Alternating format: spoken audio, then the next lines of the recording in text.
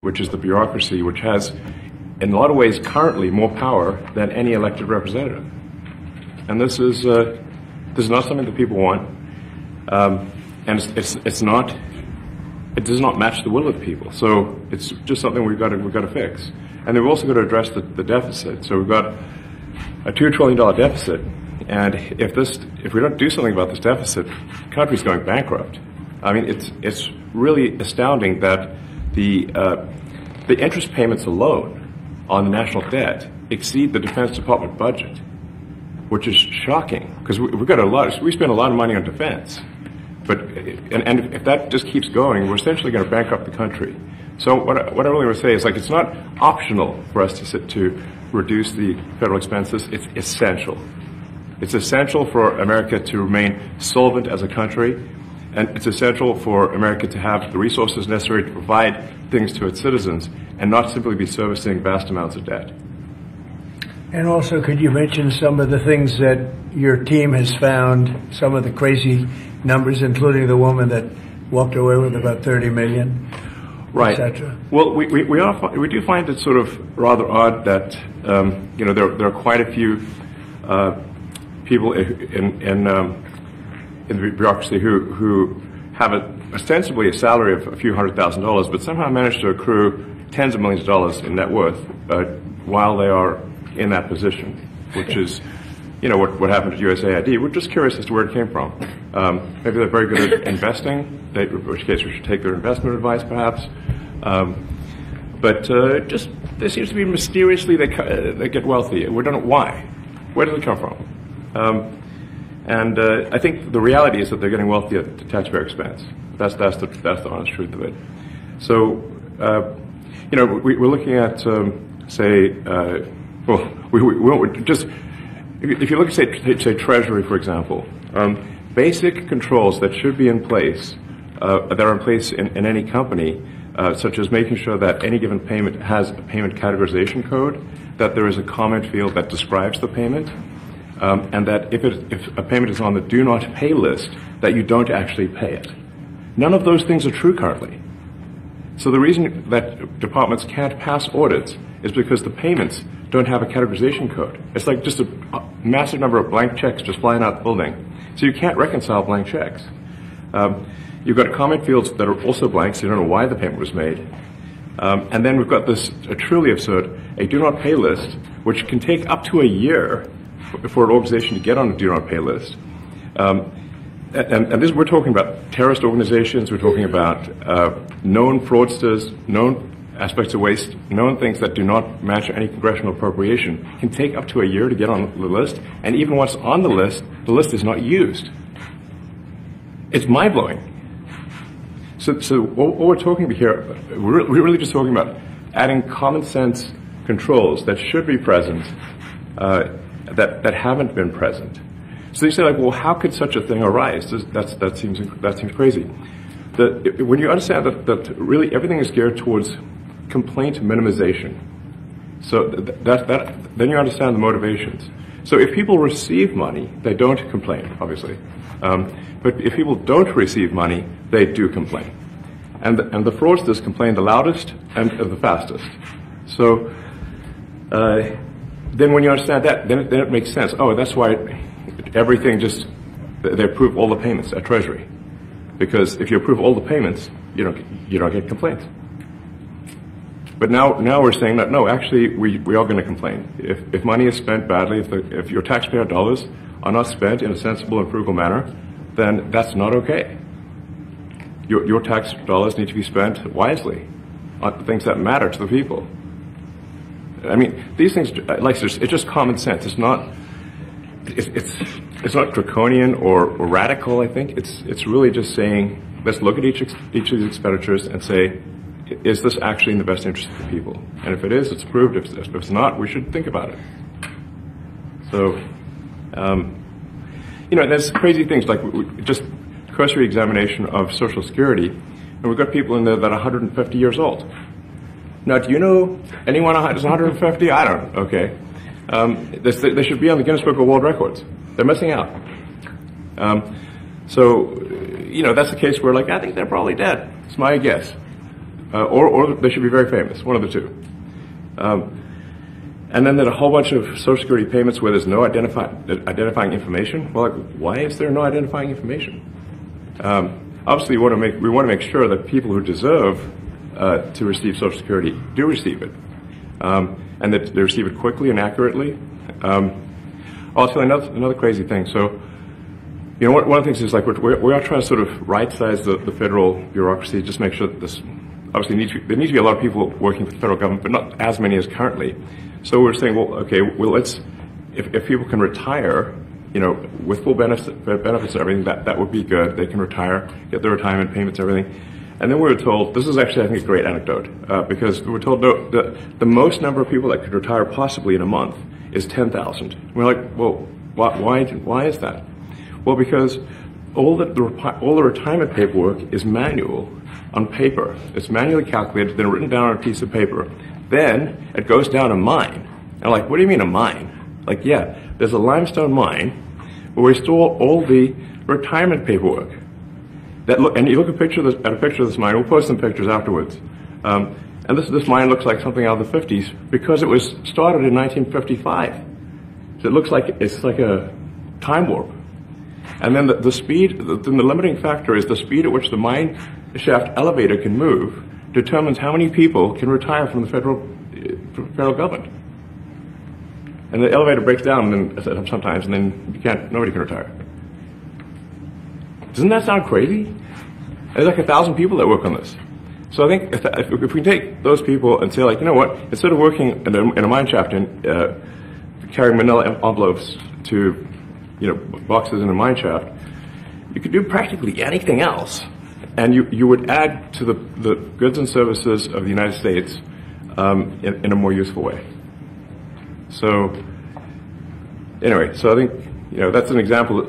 Like at a high level, if you say, like, how do we increase prosperity? Is we get people to shift from roles that are low to negative productivity to high productivity roles, and so you increase the total output of goods and services, which means that there's a higher standard of living available for everyone. That's the actual goal. Everyone's very quiet, by the way. So people normally is quiet? Your detractors, Mr. Musk. What? Including a lot of Democrats. I have detractors? You do, sir. I don't believe it. Say that you're orchestrating a hostile takeover of government and doing it in a non-transparent way. What's your response to that criticism? Well, first of all, you couldn't ask for a stronger mandate from the public. The public voted, you know, we have a majority of the public voting for President Trump. We won the House, we won the Senate. The people voted for major government reform. There should be no doubt about that. That was on the campaign. The president spoke about that at every rally. The people voted for major government reform, and that's what people are going to get. They're going to get what they voted for. And a lot of times, you know, people that don't get what they voted for, but in this presidency, they are going to get what they voted for. And that's what democracy is all about. Mr. Musk, the White House says that you will identify and excuse yourself from any conflicts of interest that you may have. Does that mean that you are, in effect, policing yourself? What are the checks and balances that are in place to ensure that there is accountability and transparency? Well, we actually are trying to be as transparent as possible. In fact, we post our actions to the Doge handle on X and to the Doge website. So all of our actions are maximally transparent. In fact, I don't think there's been, I don't know of a case where an organization has been more transparent than the Doge organization.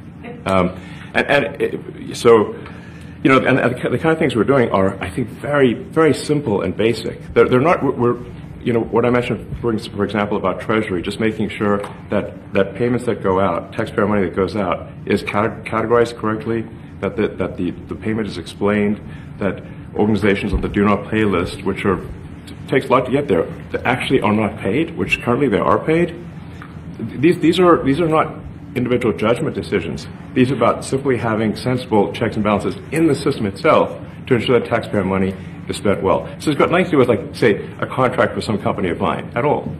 But if there is a conflict of interest, when it comes to you yourself? For instance, you've received billions of dollars in federal contracts when it comes to the Pentagon, for instance, which the president, I know, has directed you to look into. Yeah. Are you policing yourself in that? Is there any sort of accountability check and balance in place that would provide any transparency for the American people? Well, all of our actions are fully public. So if you see anything, you say, like, wait a second, hey, Elon, that seems like maybe that's, there's a conflict there. It's not like people are going to be shy about saying that. They'll say it immediately. Including you yourself. Yes. But transparency is what builds trust, not simply somebody asserting trust. So not somebody saying they're trustworthy, but transparency, so you can see everything that's going on. And then you can see, am I doing something that benefits one of my companies or not? It's totally obvious. And if we thought that, we would not let him do that segment or look in that area if we thought there was a lack of transparency or a conflict of interest. And we watch that also. He's a big businessman. He's a successful guy. That's why we want him doing this. We don't want an unsuccessful guy doing this. Now, one thing also that Elon hasn't really mentioned are the groups of people that are getting some of these payments. They're ridiculous. And we're talking about billions of dollars that we've already found. We found fraud and abuse. I would say those two words as opposed to the third word that I usually use, but in this case, fraud and abuse. It's abusive because most of these things are virtually made up, or certainly money shouldn't be sent to them. And you know what I'm talking about. It's crazy. So, but we're talking about tens of billions of dollars that we've already found. And now a judge who's an activist judge wants to try and stop us from doing this. Why? Why would they want to do that? I campaigned on this. I campaigned on the fact that I said government is corrupt. And it is very corrupt. It's very, very, it's also foolish. As an example, a man has a contract for 3 months and the contract ends, but they keep paying him for the next 20 years, because nobody ends a contract. You got a lot of that. You have a contract that's a 3-month contract. Now, normally, if you're in a small, in all fairness, it's the size of this thing is so big. Yeah. But if you have a contract and you're in a regular business, you end the contract in 3 months. It's a consultant. Here's a contract for 3 months, but it goes on for 20 years. And the guy doesn't say that he got money for 20 years. They don't say it. They just keep getting checks month after month, and you have various things like that, and even much worse than that, actually, much worse. And I guess you call that incompetence, maybe. Yeah. It could be corruption. It could be deals made on both sides, where the guy gets the money, he kicks. I think there's a lot of kickback here. I see a lot of kickback here. There's a lot of kickbacks. A tremendous kickback, because nobody could be so stupid to give out some of these contracts, so he has to get a kickback. So that's what I got elected for, that and borders and military and a lot of things, but this is a big part of it. And I hope that the court system is going to allow us to do what we have to do. We got elected to among other things, find all of this fraud, abuse, all of this horrible stuff going on. And we've already found billions of dollars, not like a little bit, billions, many billions of dollars. And when you get down to it, it's going to be probably close to $1 trillion. It could be close to $1 trillion that we're going to find. That will have quite an impact on the budget. And you'll go to a judge where they handpick a judge, and he has certain leanings. I'm not knocking anybody for that, but he has certain leanings. And he wants us to stop looking. How do you stop looking? I mean, we've already found it. We have a case in New York where a hotel has paid $59 million. $59 million because it's housing migrants, illegal migrants. All illegal, I believe. And they were being paid twice the normal room rate at 100% occupancy. Unbelievable. So it's a racket. Mr. Musk, I'm going to ask you a question. Well, if I may sort of just going for the President's comments, at a high level, you say, what are the two ingredients that are really necessary in order to cut the budget deficit in half from $2 trillion to $1 trillion? And it's really two things: competence and caring. And if you add competence and caring, you'll cut the budget deficit in half. And I fully expect to be scrutinized and get a daily proctology exam, basically. Might as well just camp out there. So it's not like I think I can get away with something. I'll be scrutinized nonstop. But with the support of the president, we can cut the budget deficit in half from $2 trillion to $1 trillion, and then with deregulation, because there's a lot of sort of regulations that don't ultimately serve the public good. We need to free the builders of America to build, and if we do that, that means I think we can get the economic growth to be maybe 3-4%, maybe 5%, and that means if you can get $1 trillion of economic growth and you cut the budget deficit by $1 trillion, between now and next year, there is no inflation. There's no inflation in 26. And if the government is not borrowing as much, it means that interest costs decline. So everyone's, the mortgage, their car payment, their credit card bills, anything, their student debt, the monthly payments drop. That's a fantastic scenario for the average American. I mean, imagine they're going down the grocery aisle and the prices from one year to the next are the same, and their mortgage, all their debt payments dropped. How great is that for the average American? We had no idea. We had no idea we were going to find this much, and it's open. It's not like complicated. It's not simple stuff. It's like a lot of work. Yeah. We can't believe it. A lot of work. A lot of smart people involved. Very, very smart people. But you're talking about anywhere, maybe $500 billion. It's crazy the kind of numbers you're talking really crazy. about. You know, normally when you're looking at something, you'll find you're looking for 1 out of 100. Here, you're almost reversing it. You look for one that's good. Yeah. And you can look at the title and you say, why are we doing this? Why are we doing that? And the public gets it. You know, the public gets it. You've seen the polls. The public is saying, why are we paying all this money? This for years, this has gone on. Yeah, go ahead. Wait, go ahead. Senator Rand Paul today said that DOGE cuts will ultimately need a vote in Congress. Do you agree with that? Is that the plan? I really don't know. I know this. We're finding tremendous fraud and tremendous abuse.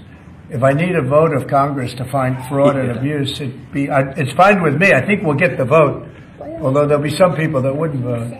And how could a judge want to hold us back from finding all of this fraud and finding all of this incompetence? Why would that happen? Why would even Congress want to do that? Now, Congress, if we do need a vote, I think we'd get a very easy vote because we have a track record now. We've already found billions of dollars of abuse, incompetence, and corruption.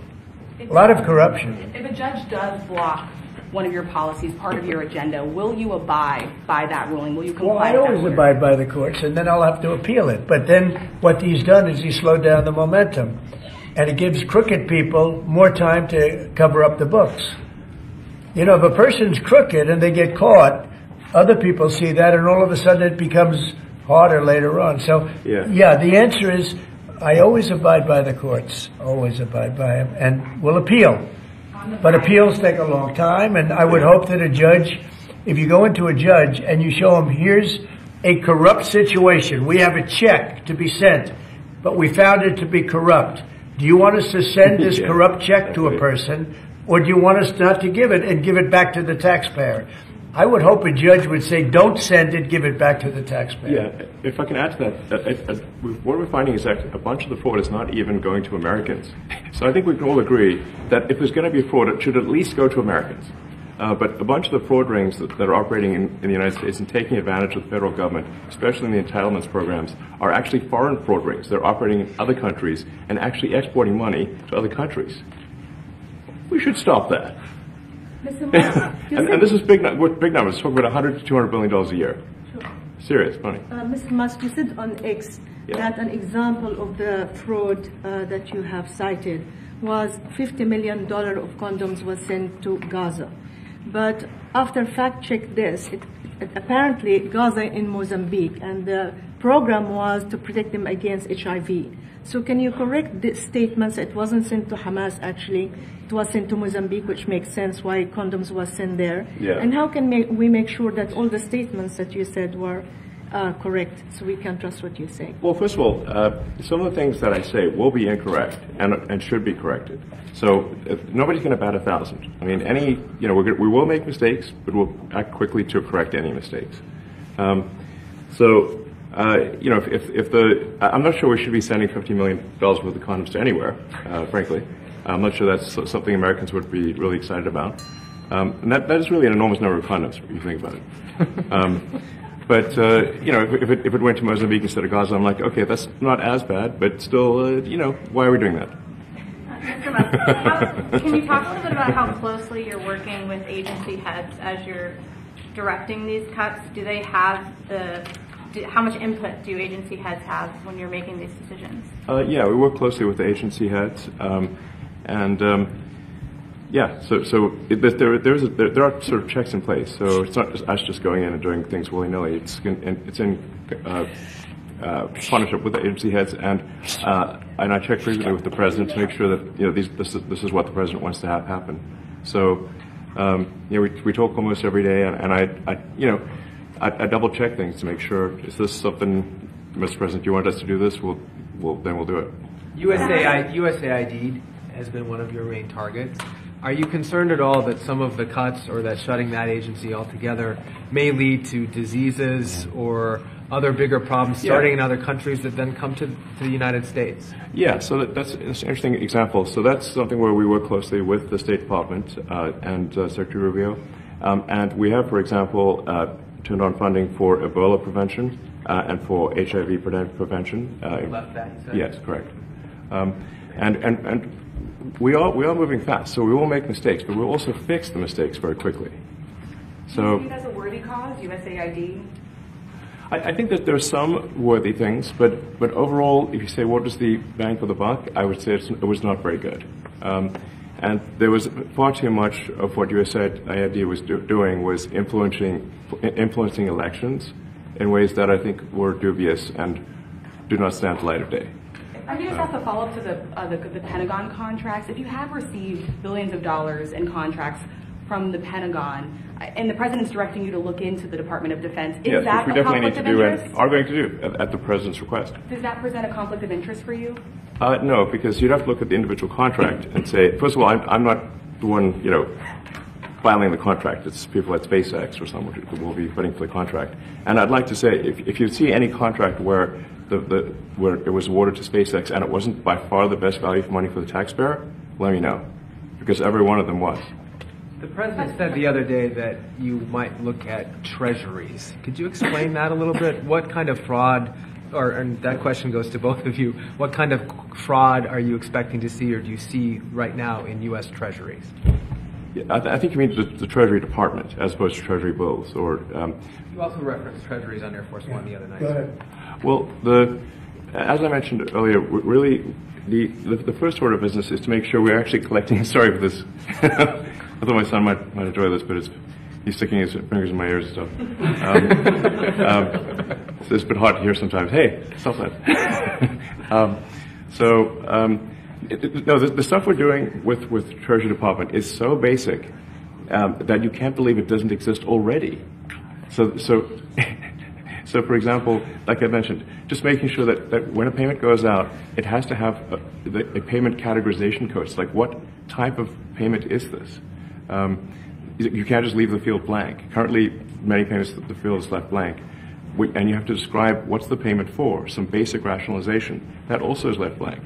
So this is why, the Pentagon, when's the last time the Pentagon passed an audit? I mean, a decade ago, maybe? Ever? Really? And we want to, just in order to actually pass audits, you have to have financial information that allows you to trace the payments. And once in a while, the Treasury has to pause payments if it thinks the payment is going to a fraudulent organization. If a company or an organization is on a do not pay list, we should not pay it. I'm sure you would agree. Like, if it's quite hard to get on that payment, the do not pay list, it means that this is someone that is just, it's like dead people, terrorists, known fraudsters, that kind of thing. We should not pay them. But currently we do, which is crazy. We should stop that. Many transactions. And by the way, hundreds, thousands of transactions like that. We have a big team. And for the sake of the country, I hope that the person that's in charge and the other people that report to me that are in charge are allowed to do the right thing, namely make sure everything's honest, legitimate, and competent. But we're looking at just, when you look at USAID, that's one. We're going to look at the military. We're going to look at education. They're much bigger areas. But the USAID is really corrupt. I'll tell you, it's corrupt. It's incompetent, and it's really corrupt. And I can't imagine a judge saying, well, it may be corrupt, but you don't have the right. You got elected to look over the country and to, as we say, make America great again, but you don't have the right to go and look and see whether or not things are right that they're paying or that things are honest that they're paying. And nobody can even believe this. Other people, law professors, they've been saying, how can you take that person's right away? You're supposed to be running the country, but we're not allowed to look at who they're paying it to and what they're paying. We have massive amounts of fraud that we caught. I think we probably caught way over a lot of billions of dollars already in, 2 weeks? Yes. And it's going to go to numbers that you're not going to believe. And much, as I said, much is incompetence and much is dishonesty. We have to catch it. And the only way we're going to catch it is to look for it. And if a judge is going to say you're not allowed to look for it, that's pretty sad for our country. I don't understand how it could even work. The buyout program, can you personally guarantee that? Which one? The buyout program, the offer to federal workers. Can you personally guarantee that the workers who opt in to resign now will be paid through September? They'll get their money, but they're getting a good deal. They're getting a big buyout. And what we're trying to do is reduce government. We have too many people. We have office space. It's occupied by 4%. Nobody's showing up to work because they were told not to. And then Biden gave them a 5-year pass, some of them, 48,000 of them, gave them a 5-year pass, that for 5 years you don't have to show up to work. And let me tell you, this is largely, much of this stuff is because of Biden. It's his fault. He allowed this country, what he did on our border. What he did on our border is almost not as bad as what he did with all of these contracts that have come out. It's a very sad day when we look at it. I can't even believe it. But many contracts just extend, and they just keep extending, and there was nobody there to correct it. And that cannot be, I can't imagine that could be held up by the court. Any court that would say that the president or his representatives, like Secretary of the Treasury, Secretary of State, whatever, doesn't have the right to go over their books and make sure everything's honest. I mean, how can you have a country? You can't have anything that way. You can't have a business that way. You can't have a country that way. Hey, thank you very much, everybody. Thank you. Thank you, Press. Thank you, Press. Head it out. Coming back tonight. Mark Vogel will be at the White House tonight at about 10 o'clock. If you want to come over, you can say hello to him. Did you guys get anything in return? Not much. No, they were very nice. We were treated very nicely by Russia, actually. I hope that's the beginning of a relationship where we can end that war and millions of people can stop being killed. They've lost millions of people. They lost, in terms of soldiers, probably 1.5 million soldiers in a short period of time. We got to stop that war. And I'm interested primarily from the standpoint of death. We're losing all those soldiers. And they're not American soldiers. They're Ukrainian and Russian soldiers. But you're probably talking about 1.5 million. I think we got to bring that one to an end. Okay? Thank you. Thank you very much. Thank you. We're moving. Let's go. Thank you. We're moving. 10 o'clock. 10 o'clock Thank you. tonight at the White House. All right, guys. Thanks, everybody. Let's head out. Thank you. See you later. Yeah, it's a lot. Thank you, guys. Thanks, guys. Right behind the stove. It's like, I think they're like less than a month. Good job.